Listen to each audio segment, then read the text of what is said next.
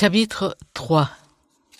Mes frères, qu'il n'y ait pas parmi vous un grand nombre de personnes qui se mettent à enseigner, car vous savez que nous serons jugés plus sévèrement.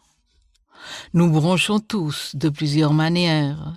Si quelqu'un ne bronche point en parole, c'est un homme parfait, capable de tenir tout son corps en bride.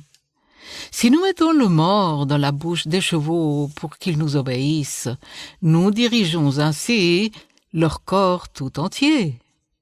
Voici, même les navires qui sont si grands et que poussent des vents impétueux sont dirigés par un très petit gouvernail au gré du pilote.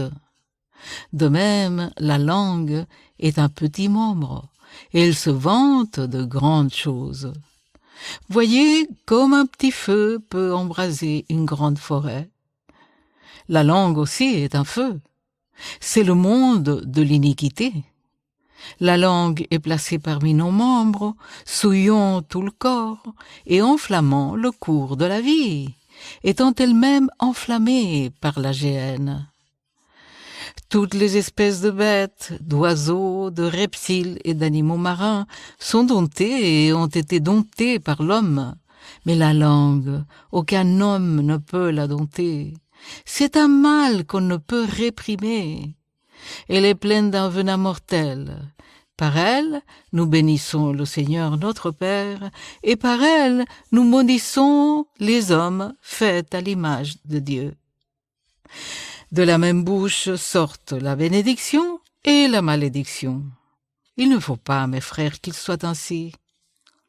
La source fait-elle jaillir par la même ouverture l'eau douce et l'eau amère? Un figuier, mes frères, peut-il produire des olives ou une vigne des figues? De l'eau salée ne peut pas non plus produire de l'eau douce.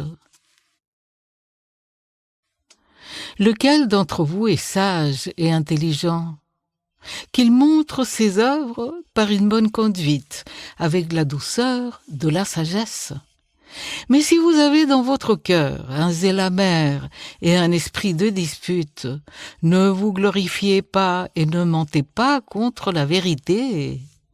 Cette sagesse n'est point celle qui vient d'en haut, mais elle est terrestre, charnelle, diabolique. Car là où il y a un zèle amer et un esprit de dispute, il y a du désordre et toutes sortes de mauvaises actions.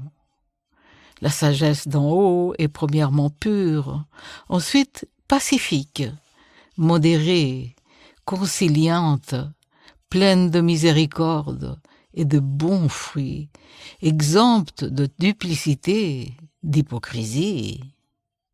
Le fruit de la justice est semé dans la paix par ceux qui recherchent la paix.